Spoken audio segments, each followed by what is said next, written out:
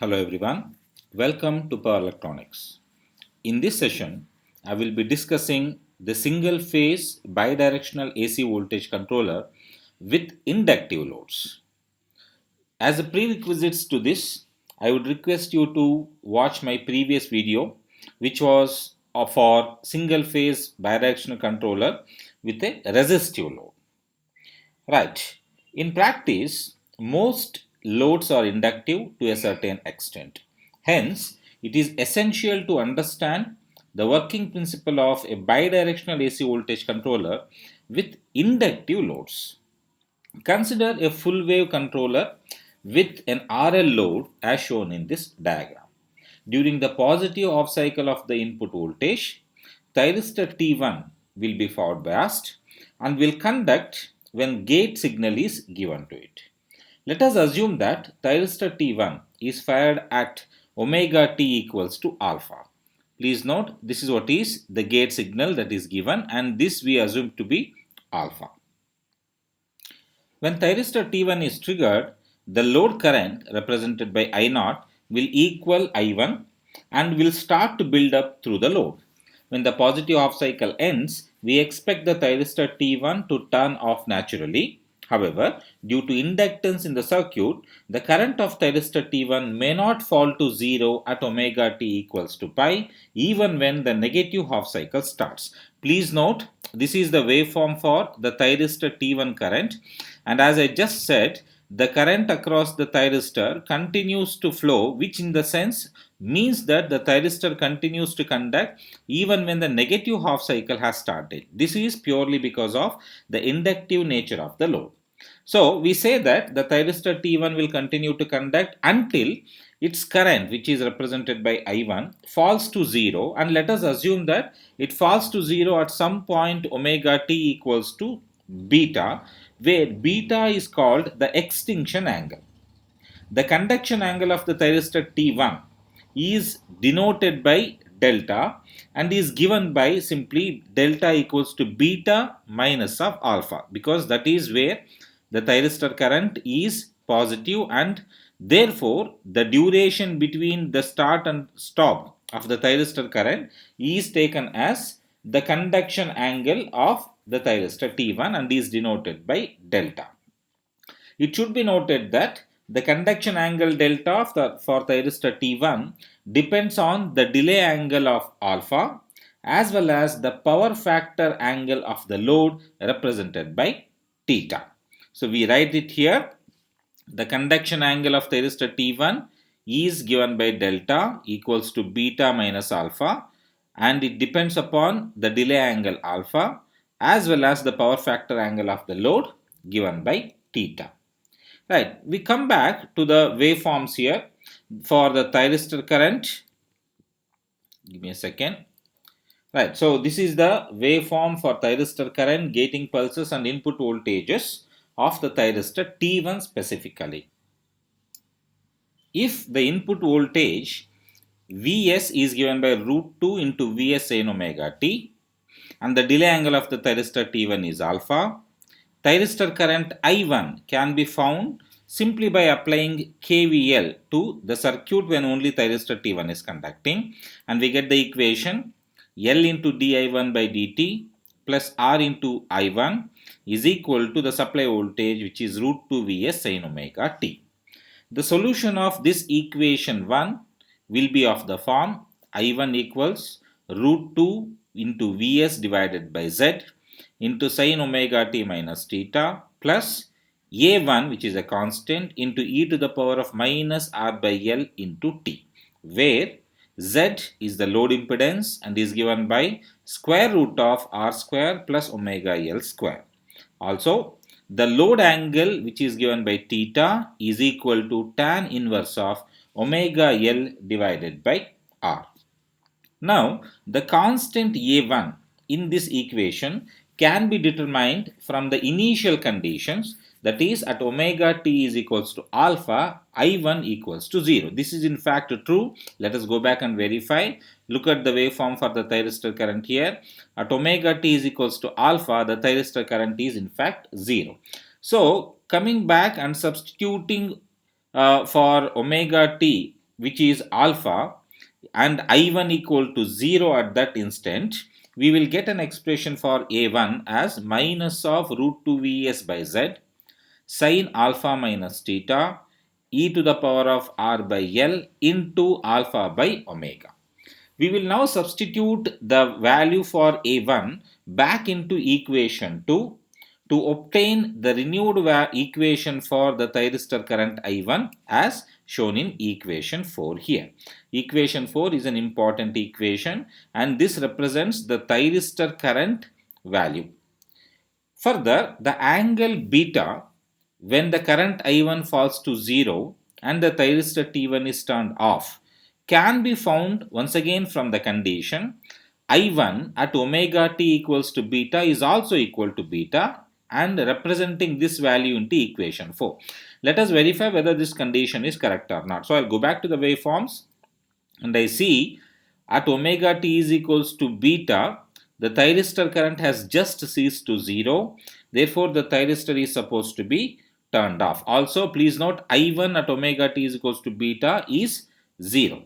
So, I come back and substitute omega t at beta equal to 0. Sorry, I of omega t at beta equals to 0 into equation 4 and therefore I get I1 is 0. The constant term anyhow will become 0 here. So, I will only be left out with the content within the bracket here.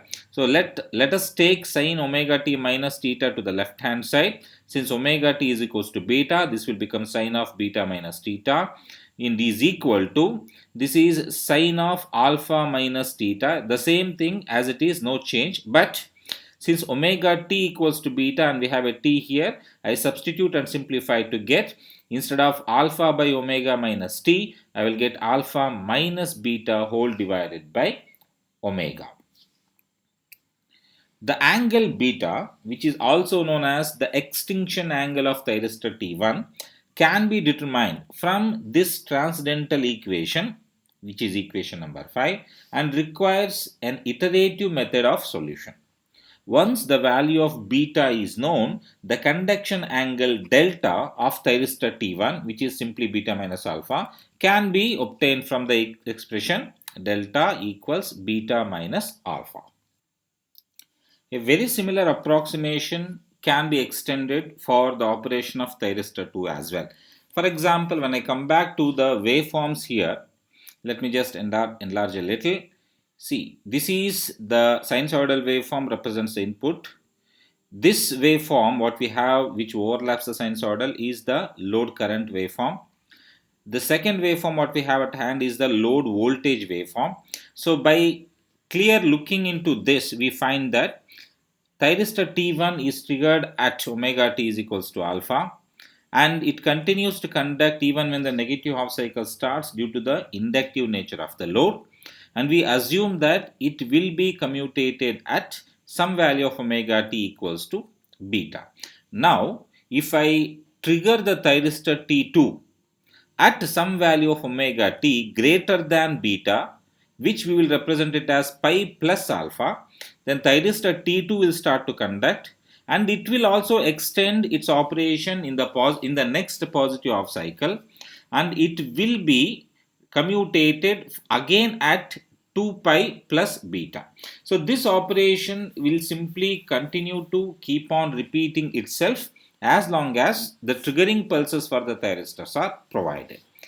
Looking into the waveform for the thyristor itself, they simply complement, that is the output load voltage and the thyristor voltage complement each other. So, whenever the output load voltage is 0, the thyristor voltage will equal the input and otherwise it will be 0. Now, coming back to the expressions for the RMS output load voltage, we have, right. So, since the waveforms very clearly depict that the two thyristors operate very similarly in the two half cycles of the input supply, we do not have to integrate them separately because the output equals input when the thyristor either T1 or T2 are conducting. So, I write an expression for the RMS value of the output load voltage as V0 equal to 2 divided by 2 pi.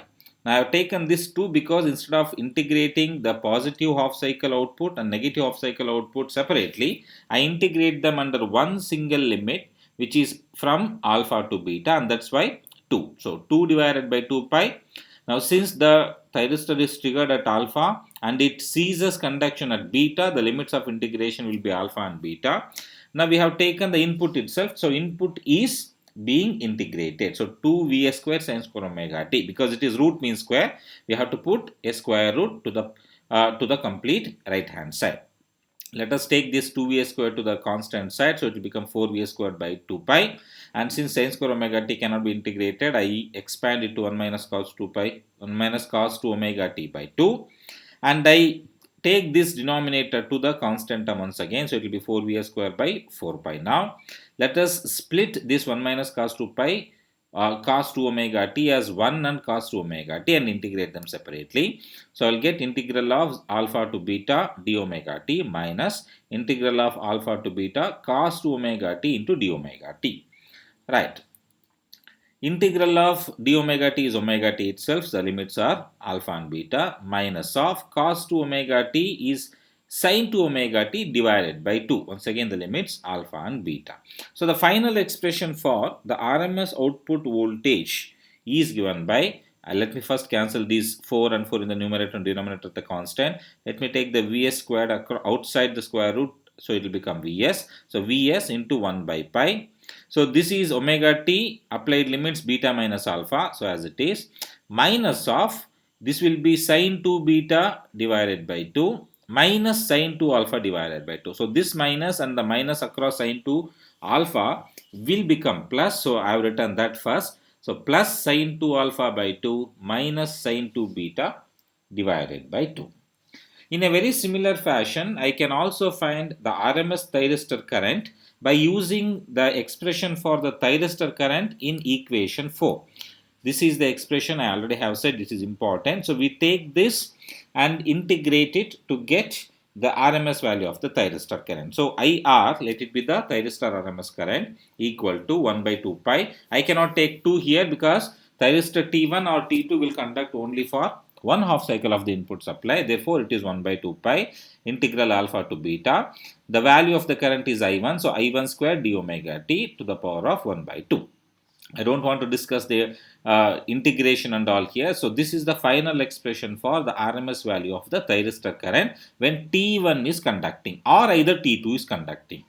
So, the RMS output current can then be determined by simply combining the RMS currents of each of the thyristors, as I0, which is RMS output current, equals to square root of IR square, which is because of thyristor T1, plus IR square, which is because of thyristor T2. Now, since we have assumed the thyristor T1 and T2 are triggered at the same instant at the beginning of each off cycle and they cease to conduct at the same exact moment of beta, the value of thyristor current RMS for T1 and T2 are exactly the same. So that's why we have written IR square plus IR square. So therefore, this will be root 2 into IR. Similarly, since we have found the RMS thyristor current, it is also possible to find the average value of thyristor current. So for that, I'll have to simply eliminate this root as well as the square. So this is the expression for the average value of the thyristor current. It is equals to, I should have written it as I average. Please note that change. So it is 1 by 2 pi integral of alpha to beta I1 d omega t. Again, the integration I'm going to skip. This will be the final expression for the average value of the thyristor current. Now let us go back into the waveforms for this particular controller. Particularly this waveform I want to discuss a little bit. The gating signals of thyristors could be short pulses for a controller with resistive load. However, such short pulses are not suitable for inductive loads, and this can be explained with the example diagram or waveforms I have shown here. When thyristor T2 is fired at omega t is equals to pi plus alpha, please note, according to this waveform, in the negative off cycle, thyristor T2 is fired at pi plus alpha. Okay. At this instant, you note that the thyristor current is of T1 is still continuing, and therefore we say thyristor T1 is still conducting due to the inductive nature of the load. By the time the current of thyristor T1 falls to 0, at omega t is equals to beta, which is simply beta is equals to what? Alpha, which is the delay angle or the triggering angle, plus the conduction angle, which is given by delta. Please note delta is equals to beta minus alpha. So we say beta is equals to alpha plus delta. Right. So by the time the current of thyristor T1 falls to 0 at omega t is equals to beta, the gate pulse of thyristor T2 has already ceased, and consequently thyristor T2 will not be turned on. As a result, only thyristor T1 will operate, causing asymmetrical waveforms of output voltage as well as current. This difficulty can be resolved by using continuous gate signals with a duration of pi minus alpha, as we have shown in this diagram. Please note, this is what actually is the waveform we are proposing as the first solution to make sure the thyristor T2 will also conduct even when the gate signals are given in this particular fashion. So we are now proposing a continuous gate signal for both T1 and T2.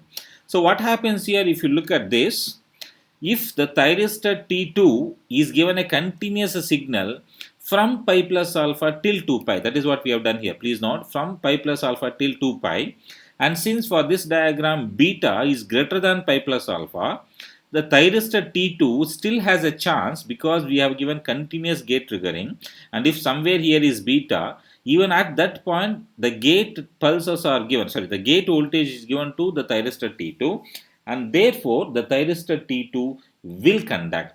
A similar operation can also be extended for thyristor T1 in the next half cycle of the input supply.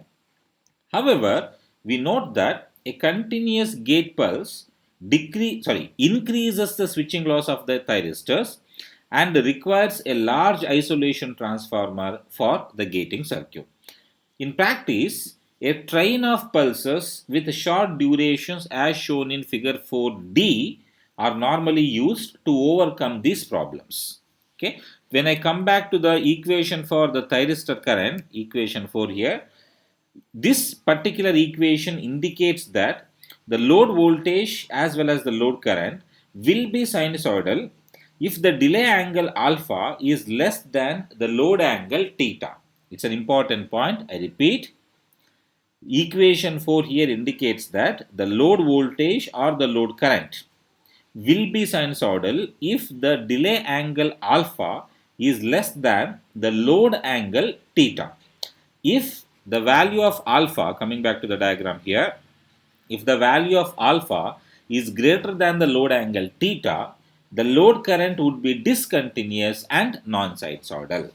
Okay, I repeat, if alpha is greater than theta, the load current would be discontinuous and non-sinusoidal.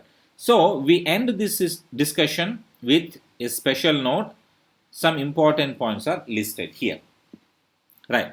So if alpha is equals to 0, then we have from equation 5, if I substitute alpha equals to 0 in this equation, we find that simply put alpha is 0 here and 0 here as well. We will get back to an expression which gives sine of beta minus theta is equal to sine of beta minus alpha, which is equal to 0. Okay, because I1 is equals to 0 at that time. So we can rearrange this to get beta minus alpha, which is equal to delta and is equal to pi. So from this expression, what we learn is that if the triggering angle is 0, that is, if the thyristors are triggered at omega t is equals to 0, that exactly at the beginning of the off cycle, then the maximum value of the thyristor conduction period can only be one half cycle, which is 180 degree, and therefore delta can only be pi. Coming to the second point here, since the conduction angle delta cannot exceed pi, that is quite obvious, the delay angle alpha may not be less than, as we already have said, it should not be less than theta, and therefore the control range of the delay angle alpha is given by alpha has to be greater than or equal to theta, but less than or equal to pi. This is the second important point. Lastly, if alpha is taken as less than or equal to theta, we already have said if alpha is less than or equal to theta, the output will be sinusoidal. Okay, so coming back to that point, if alpha is less than or equal to theta and the gate pulses of the thyristors are of long duration, just like what we have proposed in these two solutions, either you can give a continuous gate pulse or a pulse train as we have shown in the two solutions here. So coming back to the last point, if alpha is less than or equal to theta and the gate pulses of thyristors are of long duration, the load current would not change with alpha and both the thyristors would conduct, just like the solution what we have given here. Okay, so this is what actually would be the output when both the thyristors conduct. So thyristor T1 quite obviously would turn on at omega t is equals to, now since alpha is less than or equal to theta and the minimum value of alpha has to be theta itself, we say T1 would turn on at omega t equals to theta and T2 would turn on at the maximum value of the conduction angle of T1 is what? Pi. Therefore, T2 would turn on at omega t is equals to pi plus theta. Right? So, this is what is the important points to note in inductive load equations. Right? So, that is about the discussion on single phase bidirectional AC voltage controllers with inductive loads. Thank you.